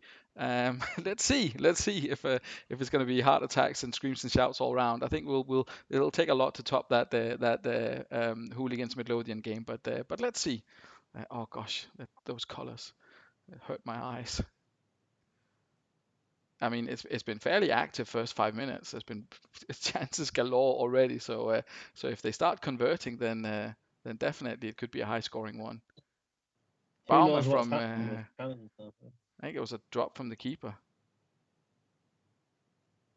Oh, for Baumer, solid player, really good player, isn't he? Yeah, I think it's definitely real consistent player. very consistent and always good on that. I think you can, from what I've seen, you can use him in. Oh, and there's Esteberia from midfield. I think you can use him in different positions as well. I don't think he's limited to that wing back, but that is I think his best position probably. But he can play further up. I'm sure. Exeter, I wasn't one of the people going in on Exeter after the earlier performance. I know actually, although that's not his best position, I think he can definitely do a job there. And he's kind of proven that tonight, I think. Right, that was there was a lot of, maybe not as many goals as we'd thought about, but there was definitely a lot of chances. Arsenal creating a lot again. Scott, how did you experience that first half? Sander Westerveld getting a 9. That's gonna be a plus in your book, given his less than fantastic track record. Yeah, absolutely. Yeah, look, Adley have created chances there. Heart in my mouth a few times. Great to see the keeper step up. He had an 8 last week as well, even though we conceded 2 early goals. But yeah, good to convert the chances. Pleased that we've gone in at half time in the lead. I'm massively pleased for Extra Berea. Yeah, and Rossini getting an assist again. I mean, I know that's not what he's there for, but 3 assists in 3 games. That's not a bad return, to be honest, for him. And we've obviously still got a half to play. If you look at the Arsenal formation, they've created a lot. But they've not really converted any of it. I was going to say, is there anyone that kind of stands out for you? I mean, it looks as if the wing backs are kind of in it, but everyone else is kind of not. And I mean, without having obviously great insight to it, then it seems as if the midfield they are being bypassed a little bit. They're being left alone, and you can see both Said and Patrick Vieira. They've been forced to commit like cynical fouls and have both picked up a yellow there. So perhaps I mean the space is there to exploit. You confident that you're going to hold on in the second half? I hope so. I just hope we don't concede an early goal first 10 minutes. Keep it tight. Keep them out. Soak up some pressure and hit them on the counter attack like we did last week. Ryan, Said or Vieira to pick up a red in the second half, do you think? I mean, having Said on the pitch is like playing with 10 men in this league, so everyone knows my opinion on him. Just fucking pointless. Yeah, you look at that from Kivu down to Tristan, all fixtures. I mean, he's got some players there, and he's just not got them playing. It's just this complete wrong formation. It's just, it just frustrated me, to be honest with you. And I say this now because it doesn't come across at all. I'm glad you mentioned it because I wasn't sure. I'm on cons with Scott. I like Scott, and I hope he does well. But you look at that team that he's got, Hodgie, Asley, and he's just fucking abusing it, and it's just it's pathetic. But anyway. Well, to be honest, I'm hoping that Scott scores 3 or 4 more because hopefully Hodgie might wake up and think, actually, let's actually start putting a proper team out. Let's put a midfielder in. But we'll see next week. Well, we'll see the end of this game. We'll see if it stays 2-0 and we'll see if he needs to make changes or if he does provide a bit of a comeback. We have had some comebacks this season so far, but yet to be seen. Yet to see if we will get one here. But we'll start off the second half and see. I mean, there's that early goal to Madeira with the early goal. That was the one that Scott didn't want, but then Morientes picks up an injury. That's not going to help anyone. I've got Recoba in, so that's kind of okay. Is this Recoba's debut for Ardsley? Yeah, I think so. Ooh, there he is. Scoring on his debut. It looks like, oh my god, it looks goodness. Like it's another game of 2 halves for Chudley Cannons here. And now it looks like if they're going to come back into it, a couple of good chances there. Liverani with a cross, Kerr, and Huppier with the late equaliser. Is there going to be a 4th? There might be. It's another 4-3. It's another 4-3 with a late penalty. My goodness. Oh gosh. Drama. The co-commentator's curse strikes again. You come on the show, you spend a couple of hours of your Sunday evening, offer your opinion, and what do you get in return? Heartbreak. I'm sorry, Scott, but that's unfortunately how it is in this league. Well, you said it yourself. You said it yourself at halftime. As long as we don't concede an early goal in the second half, we'll kind of be okay. and then you conceded an early goal in the second half, and you weren't okay. Um, Unbelievable. We've created more chances in the second half as well. That's a frustrating thing. Rocky Junior's had a fucking nightmare. Yeah, that's a 5 from him. He's the main culprit. Van Bommel, perhaps a little bit surprisingly, only getting a 6 as well. But Rocket Junior definitely couldn't cope with Recoba once he came on. Difficult to take positives from it in this situation, of course. But Boma and Rossini, Estebaria, there's good performances in there. There's maybe just one or two guys that lets the side down. I know you've got the other chap, Vrede, is that his name? He's injured at the moment, but Rocket Junior is a place in the starting 11. It's got to be under scrutiny now, hasn't it? Yeah, look, we know we're short with centre backs. Trying to find a top class centre back to play alongside Hupio is difficult. I tried in the window to get somebody in, but it was a little bit late. Rocket Junior sort of will settle for you for now. Really disappointing. You know, like I said, that early goals just killed it. I think if we see it out to 55, 60 minutes, then we'd probably go on and hold on. We've created chance. We've come back into it. You know, we've got a late equaliser and then we've given away a fucking penalty. Yeah, that's unfortunate, and I mean, but reminiscent of the game that we had earlier on this evening. Van Bommel fouled Ibrahim Said of all people, and Said converted the penalty himself. I think that's something that he's famous for. Ryan, I'm sure you will agree that Said is a decent penalty taker. Has he actually got him set up as a penalty taker, or is that just who the game's I think that's just who the game. I can't remember, to be honest. It's a long time since I changed the tactic, but fair enough. That second half was absolutely unbelievable. I mean, that's the Super League, isn't it? Absolutely fantastic. I mean, I've got to feel bad for Scott, and I do feel bad for Scott. But that's what a game to watch, man. Absolutely fantastic. And plenty of heart attacks going around at the end there. And Recoba, who couldn't get a game for hooligans, went to Ardsley for 10 million. His stats are not brilliant. Went there for 10 million to sit on the bench. Comes on and scores 2 goals. I mean, a dream debut for him with 2 goals, and the only kind of real sort of pain for Ardsley was perhaps John Terry not doing particularly well. I mean, again, they concede 3 goals, so it's nothing's perfect in the world of Ardsley Celtic from that perspective. But obviously, they're getting the 3 points. They're having people scoring. Tomadera, who's an expensive signing, scores. Recoba, who's an expensive signing, scores. And yeah, they've done a bit of a job on Chotley here tonight. Final thoughts, Scott, on this one? Disappointing, massively disappointing to go 2-0 up at home and not see it through. You know, I called it at half time, see it out for 15 minutes and win the game comfortably. We've not done that. We've let them back in. Yeah, disappointing. Yeah, and Ryan, so so what's your advice? I mean, Hodge's not going to change it now after winning 4-3, is he? He's not gonna see sense. my overlying opinion on it is disbelief.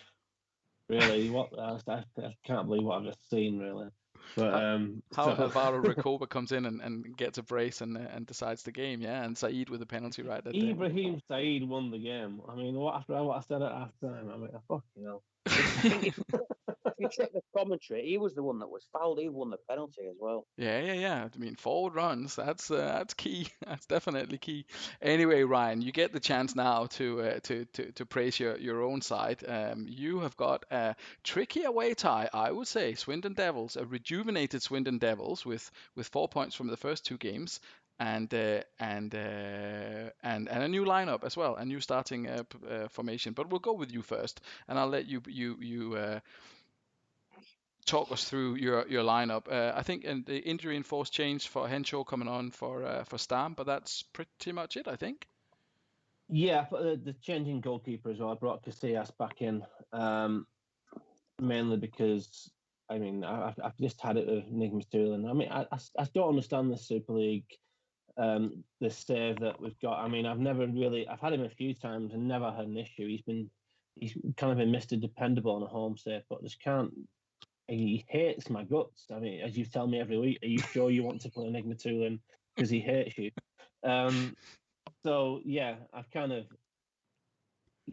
Casillas maybe 19 years old. It might be he's still a little bit young, but I think I've just got to play him now. I've just got to stick him in. he's 21 years old. Sorry, so I just the rest of the team kind of speaks for itself. It's 4-1-3-2 with the wing backs pushed up, which have given me a lot of success last season. I feel like Decore has come in and Kuhl's come in and done a great job. I've got Veron with the ability to push on. I've got Zinone holding that midfield, probably one of the best centre midfielders on the game, outside of people like Ferguson and what have you.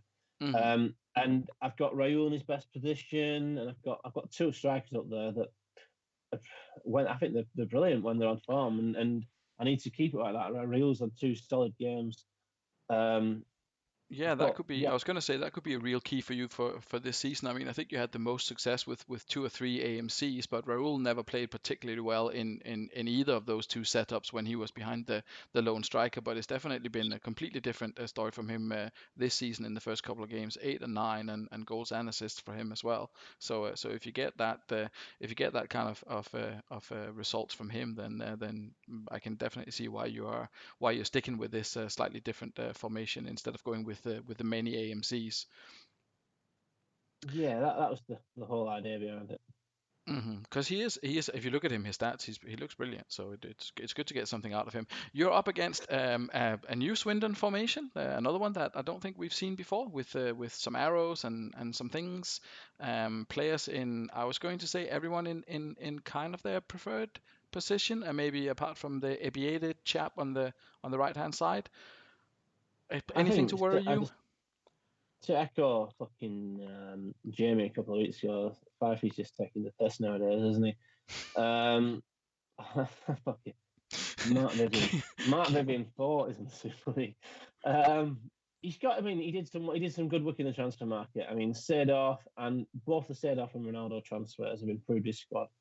I don't think he let anyone of value go. I don't think Madeira is the same level as Clive at Ronaldo. I think he must have given someone a bong to get Clarence Seedorf and or to get Ronaldo. I'm not too sure what happened. But yeah, Montero is his best defender. Ekiog's terrible. Mendes can be good. Matt Vivian is not Super League level. Ebiede is I don't even know who he is. An unknown quantity. He's an unknown quantity. Is a phrase. Is a terminology that we use. And what I will say is that at this point, at the beginning of season 2, his best player is Zinedine Zidane, right? That's his best player.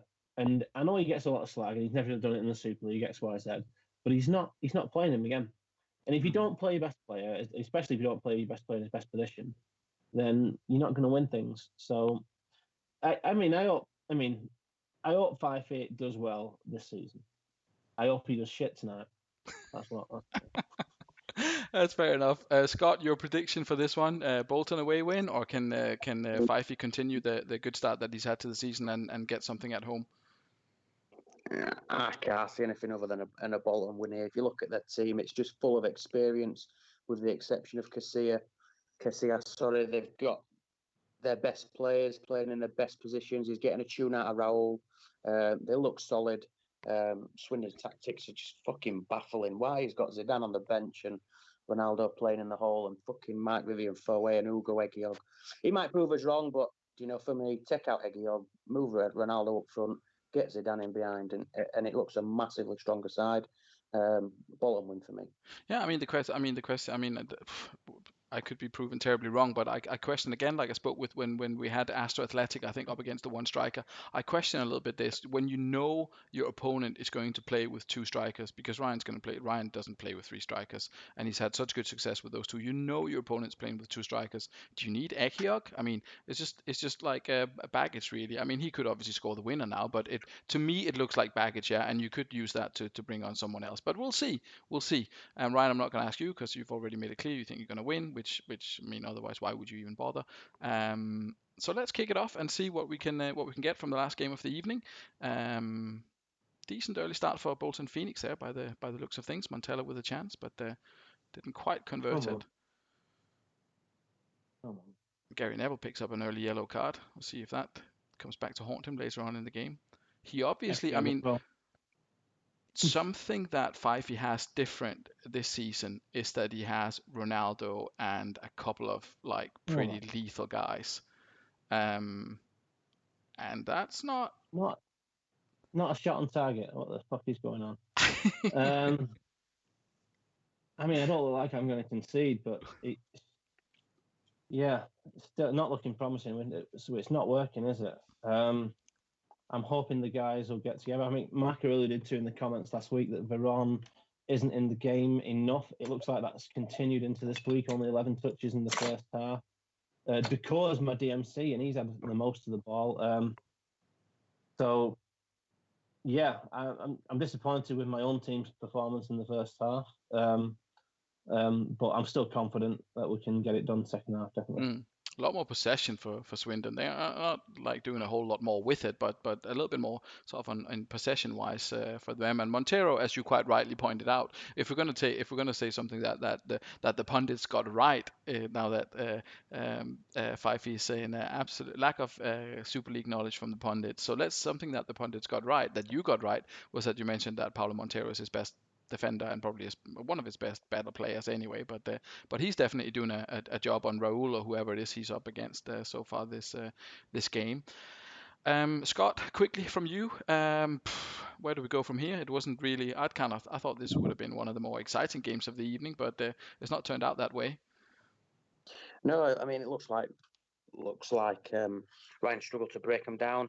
Again, going back to Fifey's system and shape and team, a little bit more adventurous at home, and he could be creating more chances. He could have nicked a goal.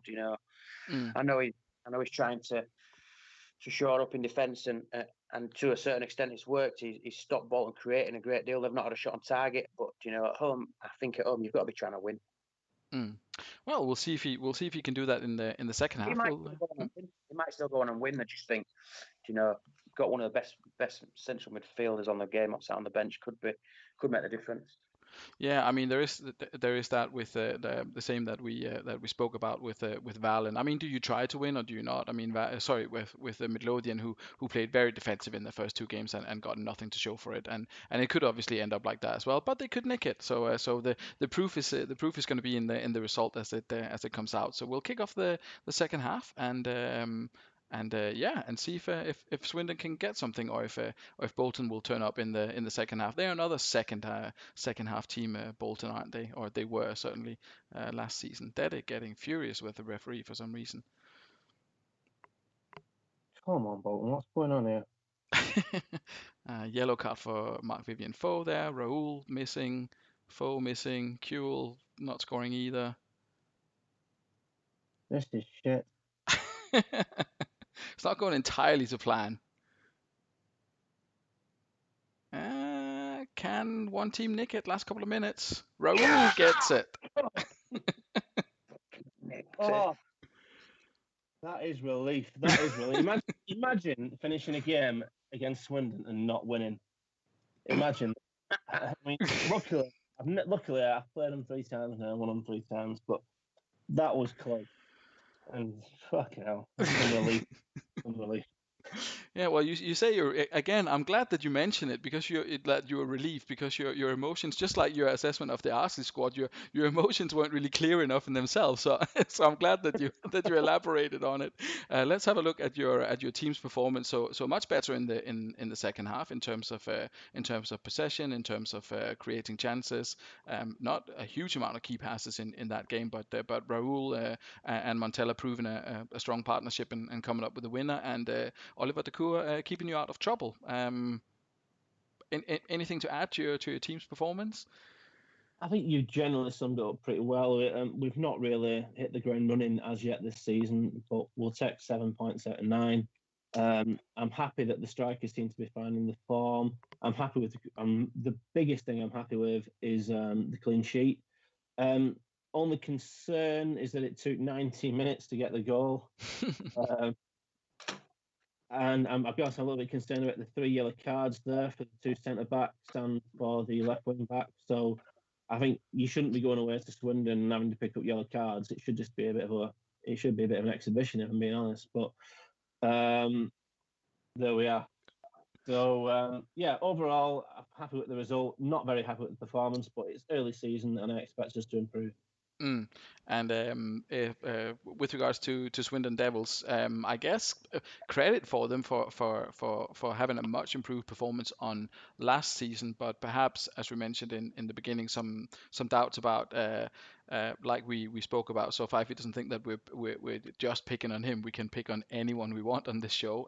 As we picked on Midlothian for putting yourself in a position where you are not going to concede at home, you are also risking eliminating your opportunities for scoring any goals, and perhaps that's something that that you could say for this game as well, with not going with going with the three central defenders, and not putting on an extra midfielder or something like that, and in the end it's maybe that's maybe what has impacted the results as well. Although Ugo Ehiok gets an 8, so who's the expert? Who's the Ugo Ekiog's the expert? Expert central defender, definitely. Ronaldo in that, Scott, was it you who mentioned that Ronaldo in that kind of role there is not your favorite place to see him, or was who mentioned that? Yeah, absolutely. I think it's mentioned last week or the week before as well. I think the first week the rest of the guys just thought it was a bit of a piss take.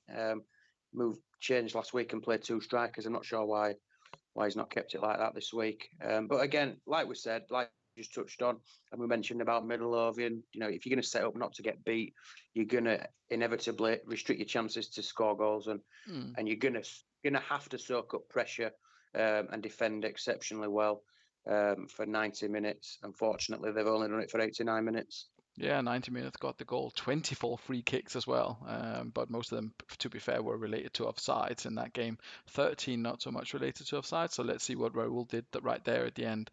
So he just kind of... It says, what's going on here?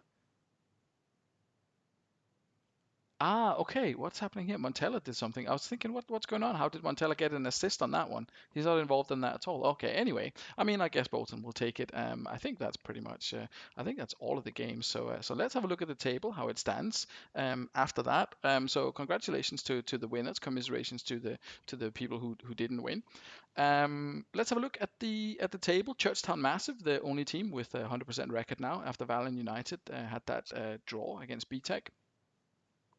BTEC, who remain unbeaten in the top 6 as the 4th side. Bolton, of course, unbeaten as well.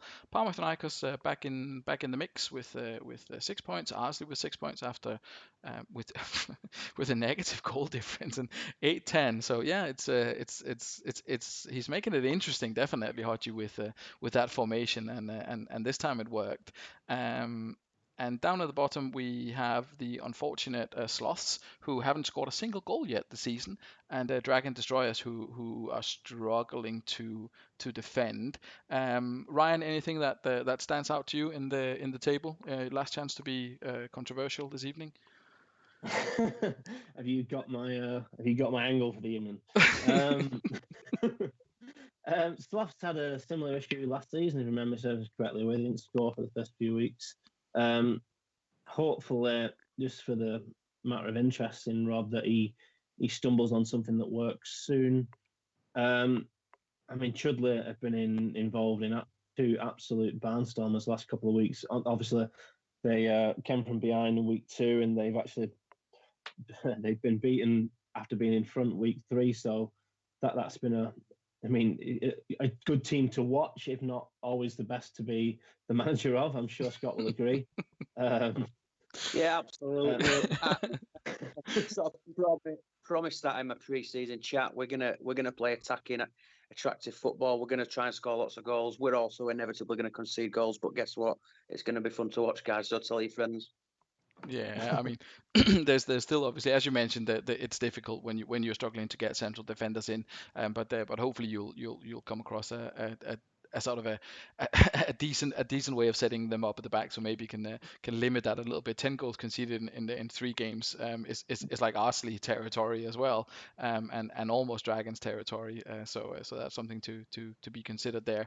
I mean, there aren't. It's obviously very early. There's no real kind of standout results. I think from a chairman's perspective, I obviously like to see the game, the league as even as possible. So there's something to play for everyone.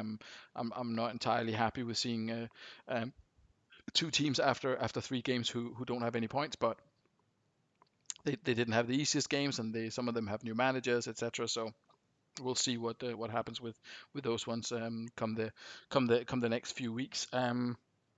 Average rating stats, Oli Sadebi is doing pretty well. Is that 3 games? 3 games and 933 average. Shevchenko, Lasisi. I mean, it's still really early, so there's obviously a bunch of players here who've only played like 2 or 3 games, and it looks maybe a little bit better or worse than it is. No, no dispute about who's the top scorer of the league, though. Pavel Brosek. Anyone predicting that prior to the start of the season? No. No, me neither. I don't think anyone will be predicting that after week 4 or 5, really, either. So yeah, well, he's had a good start in a team which has started horrendously. So it says a lot for Pavel Brosek. The fact that he's been on the end of 3 defeats and receiving under 12 goals, and he's managed to get 4. So fair play to Pavel. He needs to have a word with his managers. And they've got an interesting game next. They've got Hooligans at home next, and Hooligans, of course, not off to the best of starts either. So this could be a chance for for the Dragons to pick up the first win. If we look at where is the table again? If we look at Sloths and their chances, they go away to Midlothian, so that's not a great place to go and get a bunch of goals in terms of what has happened in the past. But of course, they did the striker swap, so maybe there are some old grudges to settle. Let's finish off by looking at the fixtures for next week. We have RC Celtic at home to Churchtown Massive, so that's going to be another high-scoring affair, I guess. Astor take on the Devils. Tough away game for Swindon, and we'll see what they come up with formation-wise. BTEC at home to Bolton Phoenix. Ryan, that's you on your travels again, and that's not a particular easy game. No, I'm looking forward to it. Yeah, you want to test yourself against the best outfits. BTEC unbeaten, we're unbeaten. It should be a good match. Mm-hmm. And then we've got Dragons, as we mentioned, at home to Hooligans. Midlothian take on the Sloths. Panathinaikos against Hornets. And speaking of tricky away games, Scott, I've got some bad news for you. Listen, we've got to play them all. I think it's the Vallen away is the toughest fixture in the calendar in the season. But do you know what? We'll have a go. That's for sure. Come out fighting. That's what we like to hear. My only prediction for next week is that the highest scoring match is going to be RC Celtic against Churchtown Massive. Is that if there's less than 4 goals in that, then I'm not sure that I can do this any longer. That should be a cracker. It'll be very interesting to see how. Strikers. If they stick with their normal formations, there'll be 6 strikers on the pitch. Well, we'll see. Yeah, that's what I'm thinking. That's gotta be worth a watch, hasn't it? For the goals anyway.